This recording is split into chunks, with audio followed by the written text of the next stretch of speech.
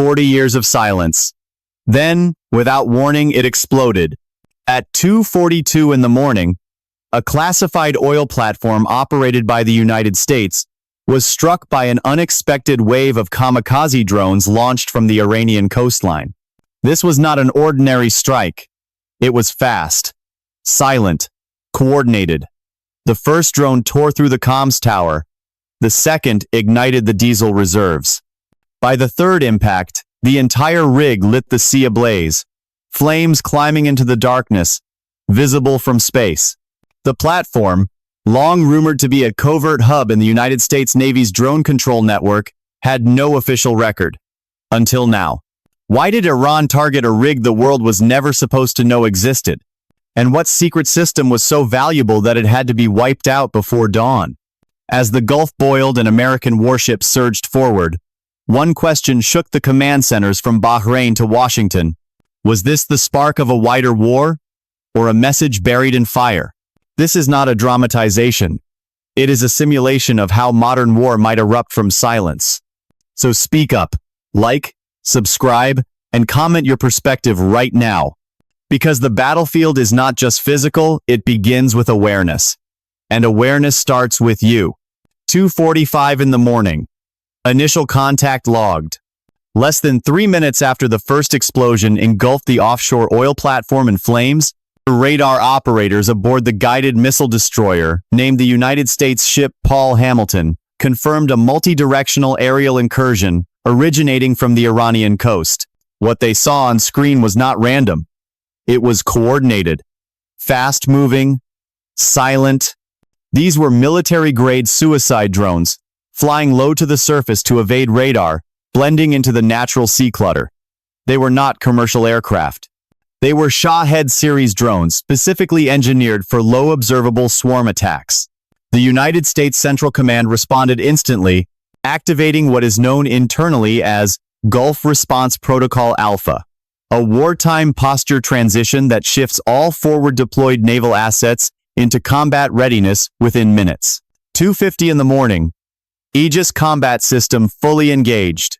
The Aegis combat system aboard the United States ship Paul Hamilton transitioned into full lock tracking mode. The destroyer's radar lattice painted the incoming threat signature clearly. 2 waves of low-altitude drones coming in from different angles. The second wave, approaching from the northeast, showed thermal signatures indicating onboard payloads. The CRAM point defense system began launching interceptors. Within seconds, 7 drones were destroyed mid-air by radar-guided kinetic bursts. However, one drone evaded interception and struck the southern support beam of the oil platform. It did not cause structural collapse, but the psychological effect was devastating. This was not a simple incursion. This was a high-speed combat probe meant to test layered defenses and force strategic overreaction. 3 o'clock in the morning. The amphibious assault ship USS Bataan mobilizes. From a holding position southwest of the Strait of Hormuz, the amphibious assault ship known as the United States ship Bataan was ordered to reposition toward the incident zone. The ship carried a full Marine Expeditionary Unit and a squadron of F-35B Lightning II fighters. Rear Admiral Thomas Lawrence Simmons, who commanded the fleet group, ordered immediate launch procedures. The first F-35B departed the flight deck just 11 minutes later. On board the aircraft was a mixed payload, air-to-ground precision munitions and anti-swarm interceptors, optimized for flexible response in low-visibility conditions. At the same time, flight crews began prepping MV-22 Osprey transport aircraft for tactical insertion of rapid response. Marines should a hostage or sabotage contingency be confirmed. Intelligence reports from National Reconnaissance Surveillance revealed increased chatter among Iranian fast-attack naval units stationed near the city of Bandar Abbas. Intercepts suggested orders to remain on standby, waiting for instructions not from Tehran, but from regional naval commanders. 3:10 in the morning, MQ-9 Reaper deployed from the United Arab Emirates. Launched from Al Dhafra Air Base in the United Arab Emirates, a high-altitude MQ-9 Reaper drive, one rose into the sky and began thermal and visual sweep operations along the southern Iranian coast. With a loiter time exceeding 20 hours, It covered a 40-kilometer coastal strip, identifying multiple mobile launch units being repositioned under camouflage nets. Simultaneously, naval sensors tracked an unidentified fast boat moving toward the platform at a speed exceeding 50 knots. The vessel had no AIS beacon and no response to hails. Analysts later identified it as a Quds-class Iranian fast boat, likely a mobile relay platform for drone operations. When the vessel crossed the 30 nautical mile line, it turned around. It had no intention of striking. It had one purpose: to be seen. 3:30 in the morning, full defensive net activated. The naval perimeter around the disabled platform now included destroyers equipped with Aegis radar providing long-range tracking and electronic integration, CRAM and close-in weapon systems for rapid short-range intercepts, F-35B fighters, establishing an aerial no-fly perimeter above the platform, electronic warfare systems activated across all vessels to jam targeting data streams and degrade Iranian drone control capabilities. One final drone struck near the platform's refueling node at 3:34 in the morning. Again, no casualties, but the proximity of impact to critical fuel lines escalated the threat classification to high-intensity asymmetrical warfare. 3:45 in the morning, strategic silence from Iran, strategic clarity in Washington. No official statement came from the Iranian government. No claims of responsibility. No messages through diplomatic backchannels. But social media in the region lit up. Civilian footage from fishing boats showed flashes over the water, the hum of drones, the sound of CRAM intercepts. At the Pentagon, the defense secretary met with the chairman of the Joint Chiefs in the Secure Operations Room. No final decision on counterstrikes was made, but one directive was clear: hold position, strengthen the line, prepare for escalation, but do not be the one to light the fuse. The United States Navy had absorbed the first wave. The next move was no longer about retaliation. It was about control. Focus. Iranian military positioning, U.S. naval and aerial escalation, tactical turning points, and key battle developments with a full timeline and layered combat doctrine.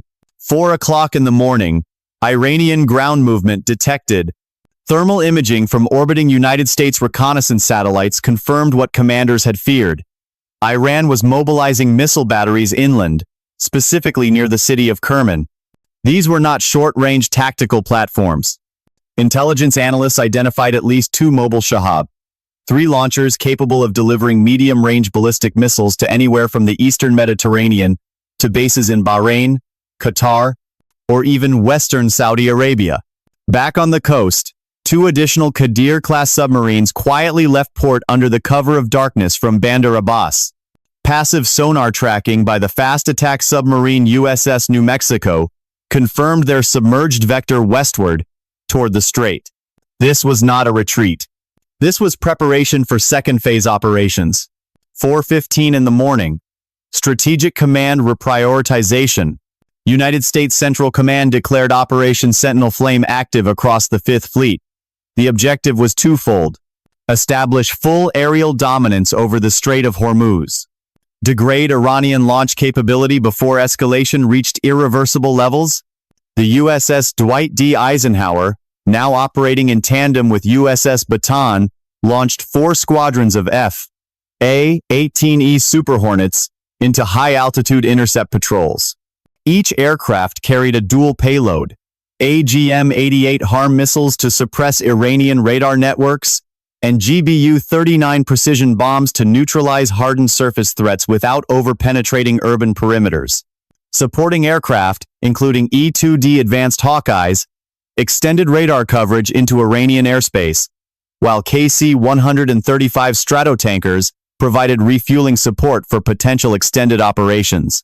4:30 in the morning, battle group repositioning and layered defense expanded. In the water, destroyers USS Paul Hamilton and USS Gravely moved into shield formation along a calculated eastern arc. This positioning was designed to create overlapping missile defense zones using the Aegis Combat System's cooperative engagement capability. Each ship acted as both an interceptor and radar relay, building a wall of synchronized electronic awareness. Beneath the surface, the USS New Mexico deployed a remote sonar array tether, creating a listening net across a key submarine choke point north of the Musandam Peninsula. These were not aggressive acts. They were containment formations designed to limit Iranian maneuverability while holding open the door to de-escalation. Overhead, F-35 Lightning II fighters maintained a rotating air superiority orbit at different altitudes to account for potential drone waves, loitering cruise missiles, or even low observable Iranian jet sorties. The message was clear. Any launch would be seen. Any launch would be answered.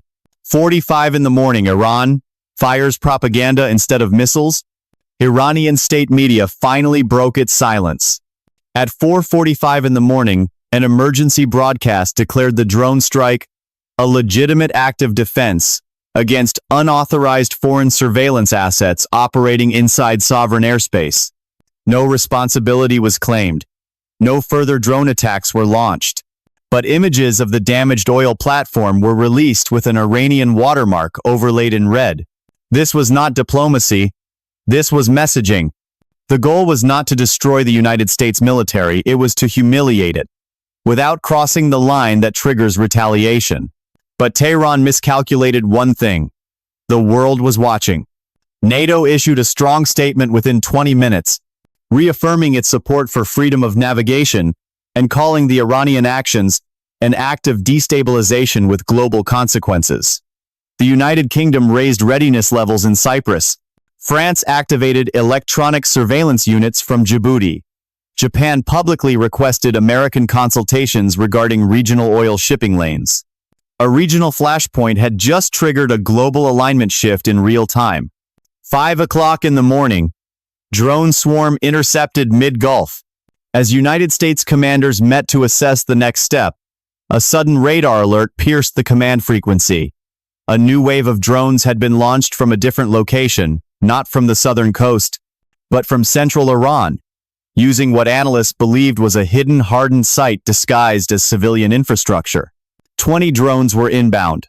This time, they came in layered waves, some flying at 500 feet, others hugging sea level at under 50 feet. The destroyer USS Paul Hamilton coordinated with the F-35 patrol overhead. Intercept timeline. 5 o'clock and 12 minutes in the morning. 12 drones, neutralized by CRAM and close-in weapon systems. 5 o'clock and 16 minutes. 5 intercepted by air-to-air missiles from F-35 second. 5 o'clock and 18 minutes. 2 crashed due to jamming interference. 1 drone made it through. It detonated prematurely at sea, 30 meters from the platform perimeter. Damage, minimal. Signal, unmistakable. Iran had not stood down. It had simply changed its vector of attack. If you are following this as closely as we are building it, now is the time to weigh in. Would this shift in strategy be enough to justify a United States counterstrike? Or is Iran counting on America's restraint as a shield?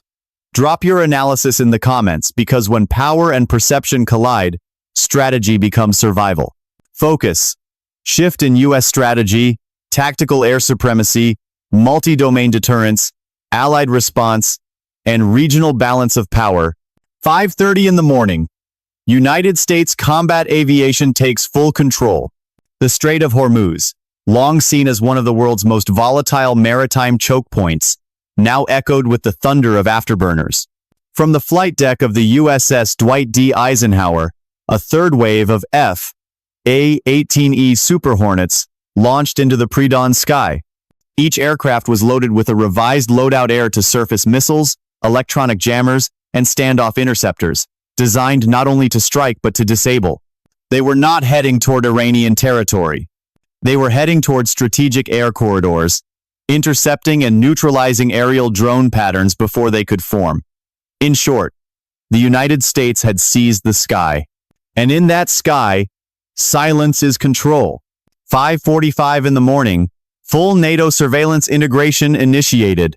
From Ramstein Air Base in Germany, NATO Joint Air Command initiated multinational surveillance integration, feeding satellite and early warning radar data directly into the command center aboard USS Bataan. Allied systems began live tracking heat signatures inside central Iran, identifying 3 more suspected launch nodes, some buried beneath industrial farms. Signals intelligence analysts flagged Russian-made radar equipment operating alongside Iranian platforms, but no Russian personnel confirmed. Whether this was Iranian mimicry or something deeper remained uncertain. But one thing was clear: Iran was not alone in its preparations. Allied naval observers from the United Kingdom, France, and Australia immediately repositioned assets toward the Arabian Sea. The incident was no longer regional. It had escalated to alliance-level vigilance. 6 o'clock in the morning, region-locked, Strait of Hormuz declared a restricted combat flight zone.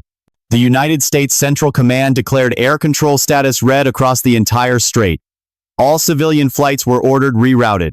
All unmanned platforms not registered to Allied commands were classified as potential threats. The region had, for all intents and purposes, become a deconflicted but militarized battle space. Underneath this clear declaration was an equally strategic maneuver: deterrence through readiness. The United States did not fire a single missile at Iranian territory, but it had activated a full-spectrum combat network from the Mediterranean to the Indian Ocean. This was how modern deterrence looks: not in mushroom clouds or rolling tanks, but in coordinated airspace, in jammed radars, in invisible barriers across thousands of square kilometers of contested domain. 6:15 in the morning, regional allies begin to mobilize. In Riyadh, Saudi Arabia raised alert levels at its western air bases. In Tel Aviv, the Israeli Air Force placed 2 squadrons on Ready 5 status, signaling their readiness to intervene if missile signatures were detected near Dimona or Eilat.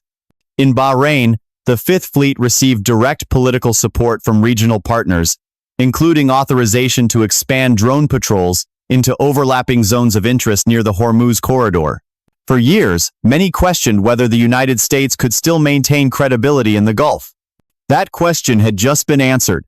Without launching a counterstrike, without crossing into enemy territory, the United States had demonstrated something far more powerful: domain dominance without provocation. 6:30 in the morning, final drone contact resolved.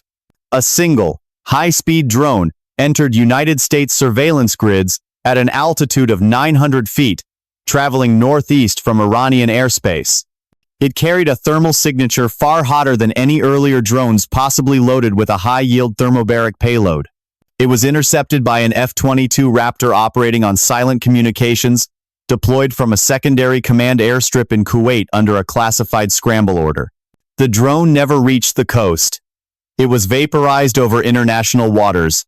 No declaration of responsibility, no mention from Tehran, no mention on state media, but in the shadows of power, the message had been received. 6:45 in the morning, the strategic turn was complete. The Strait of Hormuz was calm, but only on the surface. Beneath that surface was a new equilibrium, one not based on treaties or diplomacy, but on digital eyes, air power, and electronic silence. The United States had shifted the entire power structure of the Gulf in under 4 hours, without a formal war declaration, and without violating sovereign airspace. This was not the old model of warfare. This was fifth-generation deterrence in real time. If you understand how power now operates across oceans and orbits, you know this moment was more than tactical. It was transformational. Your opinion matters. Comment below, subscribe, and stay connected. Because in this new era, silence can be louder than fire. Focus. Surprise escalation, foreign military shadow entry, cyber disruption, and multi-domain interference. 7 o'clock in the morning, an unknown aircraft enters the zone. The Strait of Hormuz, now under full United States aerial control, suddenly registered an unexpected radar signature, a large, slow-moving aircraft entering from the northwest. It was flying at 25,000 feet. Its transponder was off. Its path traced directly over southern Iraq, approaching the restricted perimeter drawn by the United States Navy. Initial response teams assumed it was a malfunction, but within minutes, satellite verification confirmed the identity. An Ilyushin Il-76 Candid, a Russian-built airborne electronic warfare platform.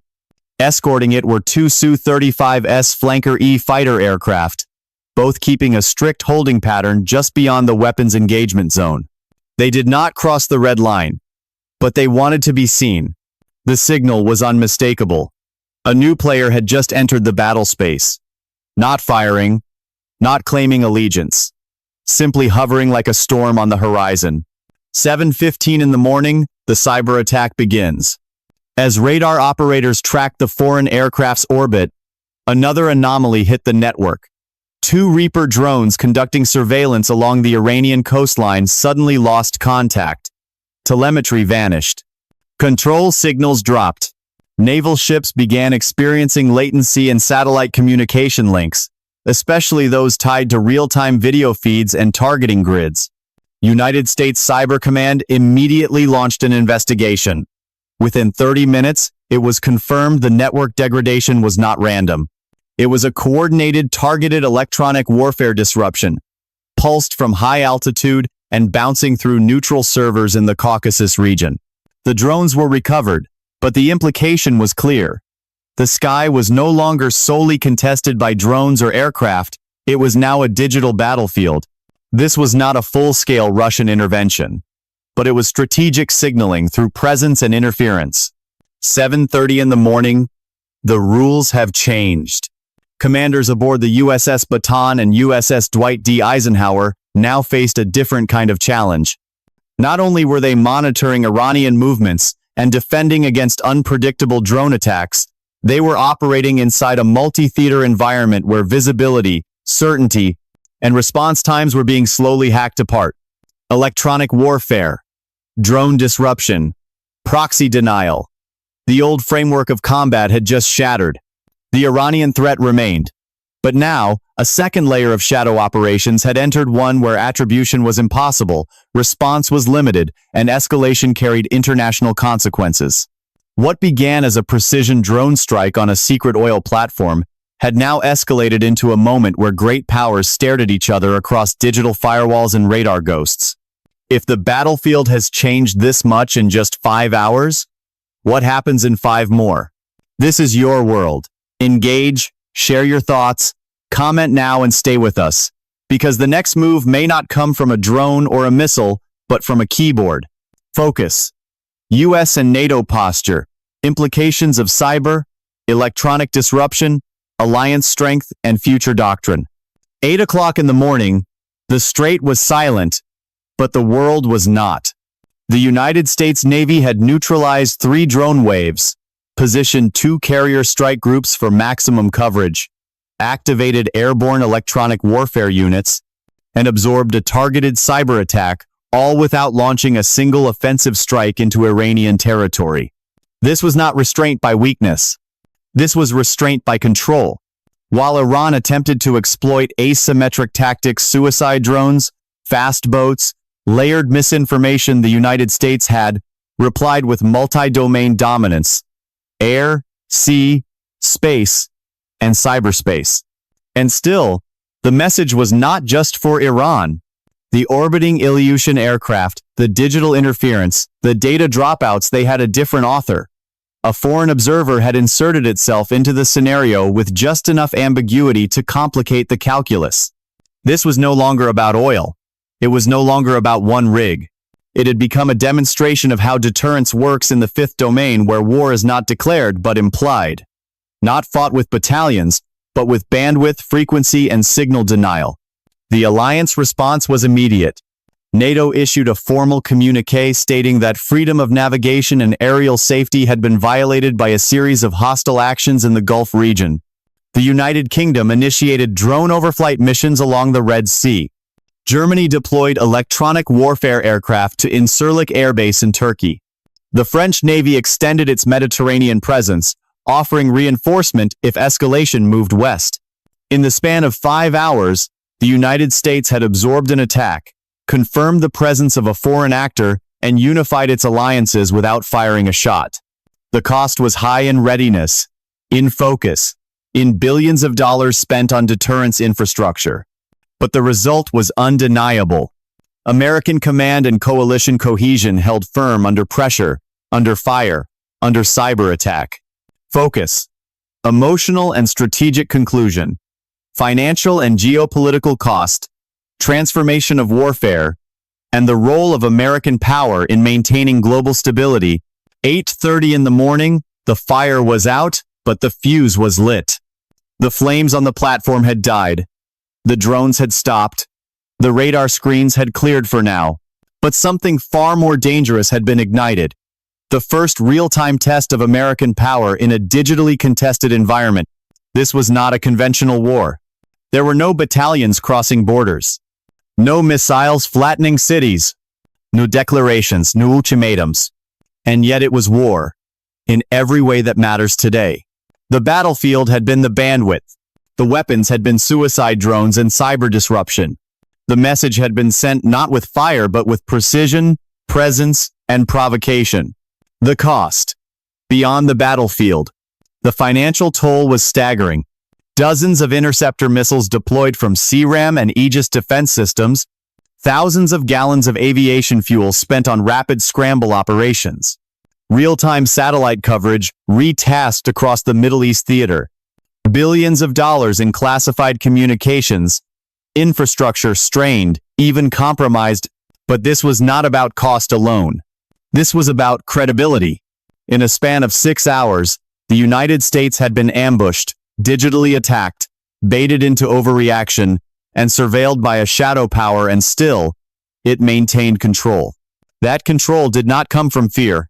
It came from discipline, from readiness, from the decision not to fire the first shot, but to ensure that if one came, it would never land. The lesson: peace requires projection. Power does not always roar. Sometimes, it whispers through radar, through the hum of fighter jets circling silently in the sky, through signals bouncing invisibly between satellites and command ships. This was a new kind of war, and the United States showed that it was ready for it. Because war today is not about who strikes hardest. It is about who can maintain clarity, control, and composure when all systems are under attack. The message: strength deters chaos. The world watched this confrontation unfold in silence. No headlines, no televised addresses. But in command centers and underground bunkers, every second of this battle was recorded, analyzed, and remembered. And when the dust cleared, the signal was undeniable. The United States is still the anchor of global deterrence. Not because it reacts, but because it endures. If you believe this kind of strategic clarity matters, then take action now. Subscribe. Share this simulation. Join the discussion in the comments below. Because history is not just written in wars. It is written in the moments that prevent them. And those moments are happening now.